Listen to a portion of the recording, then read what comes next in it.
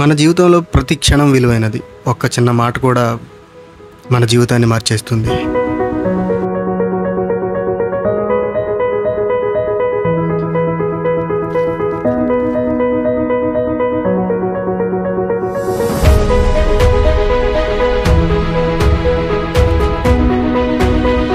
Hi, this is Rudy and welcome back to my documenting journey.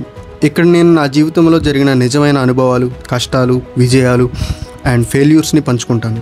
Through these stories I share the lessons I have learned and you can find strength, hope and maybe a little bit of motivation. And if you are ready to grow with me and laugh with me and learn from my life moments, let's rise and reflect together. So, నేను ఒక target పెట్టుకున్నా. అదేంటంటే every week I need to upload a video so that I will be consistent enough to showcase my work. And నేను కూడా improve అవుతాను కదా దానివల్ల. But కొన్ని ప్రాబ్లమ్స్ వల్ల ఐ వాజ్ నాట్ కన్సిస్టెంట్. ఎందుకంటే ఇటు జాబ్ని, అటు పొలాన్ని, ఇటు ఫైనాన్షియల్ మేనేజ్మెంట్ని చేయడం చాలా కష్టంగా ఉంది. But I don't have enough time to SIT down and write something new to showcase with you. ఇలా రీజన్స్ చెప్పుకుంటూ పోతే వందలు, వేలు, లక్షలు కూడా వస్తాయి. But the major point I was missing is consistency. ఆ రీజన్స్ని ఏమి చెప్పుకోకుండా కన్సిస్టెన్సీ ఫాలో చేయడానికి I want to record A vlog. ఎందుకంటే నా దగ్గర టైం లేదు. ఏదైనా కొత్త కాన్సెప్ట్ని థింక్ చేసి రాసి షూట్ చేయడానికి ఈ వీక్ అసలు నాకు కుదరలేదు. బట్ అది ఫుల్ఫిల్ అవ్వాలంటే ఏదో ఒకటి చేయాలి.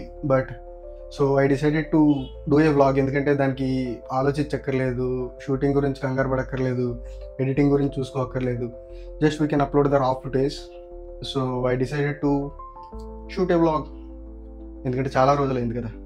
And the main theme of this vlog is to give you an update about my life. అదేంటంటే నేను వ్లాగ్ రికార్డ్ చేసి కూడా చాలా రోజులైంది. ఒక 5-6 వీడియోస్ బ్యాక్ నేను అప్డేట్ ఏమి ఇచ్చానంటే, ఇదివరకు మేము బోర్ కూడా వేసామని చెప్పాను కదా పొలంలో. అది ఒక 2-3 పంటల తర్వాత పోయింది. So I give a gap to my farming life. ఈ పంట వరకు నేను గ్యాప్ ఇచ్చాను. అండ్ ఇప్పుడు మళ్ళీ సమ్మర్ కాబట్టి I need to resume that plan. మళ్ళీ ఫార్మింగ్ కంటిన్యూ చేయాలంటే మనకి వాటర్ సోర్స్ అనేది కావాలి కదా. So I was planning to dig A borewell again. And దాన్నే నేను ఇప్పుడు షేర్ చేయాలనుకుంటున్నాను. ఇప్పుడు టైం వచ్చేసి అరౌండ్ నైట్ 9:30, 10 అలా అవుతుంది. నేను మార్నింగ్ లేచి పొలంకి వెళ్ళి అక్కడ నేను ఏం చేయాలనుకుంటున్నాను, ఆ ప్లాన్లో ఏమేమి చేంజెస్ చేశాను, ఇప్పుడు చేయాల్సిన పనులు బాకీ అని నేను చెప్పాలనుకుంటున్నాను. So will meet you in the morning. And ఈరోజు టాస్క్ ఏంటంటే, మనం ఇదివరకు పాత బోర్ వేసాం కదా, అదంతా ఫెయిల్ అయింది. ఇప్పుడు ఆ కేసింగ్ పైపులు అంతా తీసి కొత్త బోర్ వేయాలన్నమాట. దానికోసం ఆ కేసింగ్ పైపులు పిలవడానికి ఈరోజు మనుషులు వచ్చారు. సో ఇప్పుడే నేను టిఫిన్ తీసుకొచ్చి వాళ్ళకి నేను కూడా టిఫిన్ చేయాలి. వాళ్ళ సెటప్ అంతా అక్కడ సెట్ చేసుకుంటున్నారు.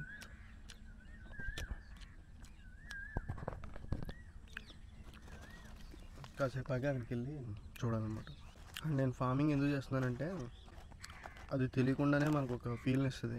ఏంటంటే you will see the development of you will see the growth of every single plant. ఆ గ్రోత్ని కళ్ళెదురుగా కనపడుతూ ఉంటుంది. కాబట్టి ప్రతిరోజు నాకు చాలా బాగా అనిపిస్తుంది. డైలీ పొలంకి వచ్చి మనం వేసిన పంట ఎదుగుతూ ఉంటుంది కదా, ఆ ప్రోగ్రెస్ అంతా కంటికి కనపడుతూ ఉంటుంది. And by the end of the day దాని నుంచి వచ్చింది మనం అమ్ముకుని క్యాష్ చేసుకుంటాం కదా. ఈ ప్రాసెస్ అంతా బాగుంటుంది అనమాట. ఫస్ట్ అండ్ ఫార్మోస్ట్ రీజన్ ఏంటంటే, బేసిక్గా అందరికీ ఉంటుంది కదా ఎవరి కింద పని చేయకూడదని. నాకు కూడా అలాగే ఉంటుంది. అలాగా ఈ ఒక్క వ్యవసాయంలో నేను అలా ఉండగలను. అది first reason. But second reason ఏంటంటే, ఇప్పుడు చెప్పింది ఈ గ్రోత్ అంతా నచ్చుద్ది నాకు. సో ఇప్పుడు ఫర్దర్ ప్లాన్ ఏంటంటే, ఇప్పుడు ఆ పైప్స్ అన్నీ బయటికి తీసేసి కొంచెం వేరే ప్లేస్లో కొత్తగా మళ్ళీ బోర్ వేయాలన్నమాట. ఎందుకంటే నేను మళ్ళీ వ్యవసాయం చేయాలనుకుంటున్నాను. It was good actually. డబ్బులు ఎంత మిగిలినాయి అన్నది కాకుండా కానీ ఇట్ వాజ్ అమేజింగ్ ఫీలింగ్. ఎందుకంటే నాకు జీరో నాలెడ్జ్తో నేను స్టార్ట్ చేశాను. అస్సలు నాకు ఏమీ తెలీదు అన్న స్టేజ్ కాడ నుంచి మొదలుపెట్టి at least I succeeded even without getting loss. First పంటకైతే ఆల్మోస్ట్ ఏం మిగలలేదు, చాలా తక్కువ మిగిలింది, 5,000 10,000 మిగిలింది అంతే. బట్ సెకండ్ పంటకి ఇట్ వాజ్ గుడ్, ఎందుకంటే నేను అనుకున్న దానికన్నా ఎక్కువే వచ్చింది. సో నాకు ఈ ప్రాసెస్ అంతా బాగా నచ్చింది అనమాట. అందుకే నేను ఈ వ్యవసాయాన్ని లాంగ్ టర్మ్ కంటిన్యూ చేద్దాం అనుకున్నాను. బట్ బ్యాడ్లీ బోర్ పోవడం వల్ల దానికి ఒక బ్రేక్ రావడం జరిగింది. ఇప్పుడు అదే పనిలో ఉన్నాను.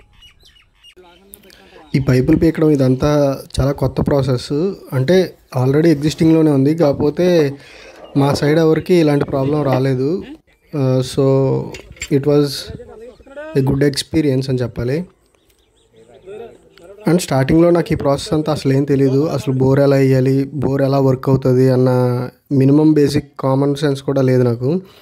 అండ్ ఈ పని మొదలుపెట్టిన తర్వాత, బోర్ ఫెయిల్ అయిన తర్వాత I gain lot of experience. And నేను దాని గురించి చాలా రీసెర్చ్ చేశాను. అసలు వాటర్ బయటికి ఎలా వస్తుంది, మోటార్ ఎలా తోడుతుంది, ఇదంతా నాకు ఈ బోర్ వేసి ఫెయిల్ అయిన తర్వాతే అర్థమైంది. అండ్ నా చుట్టుపక్కల ఉన్న పొలాల రైతులకు కూడా ఇలాంటి సమస్య ఎప్పుడూ రాలేదు, కాబట్టి వాళ్ళకు కూడా తెలియదు ఈ పైపులు పీకే ప్రొసీజర్ ఎలా ఉంటుంది అనేది. అండ్ ఇది నాకు కూడా కొత్తే. అండ్ ఈ స్ట్రగుల్ అంతా నేను రికార్డ్ చేసి డాక్యుమెంట్ చేయాలనుకున్నాను, సో దట్ ఇది నాకు ఎప్పుడు చూసుకోవాలంటే అప్పుడు చూసుకోవడానికి బాగుంటుంది కదా అని. అండ్ ఇక్కడ ఈ జరిగే ప్రొసీజర్కి వస్తే, ఇలా ఇక్కడ 3 పోల్స్ని పెట్టుకుంటారు, పెట్టుకుని దానికి పైన ఒక పుల్లి పెట్టి, ఇటుపక్క పుల్లికి ఒక ఐరన్ తాడు ఒకటి కట్టి, అక్కడ జాకీలు పెట్టుకుని మెల్లిమెల్లిగా లేపుతూ ఉంటారనమాట.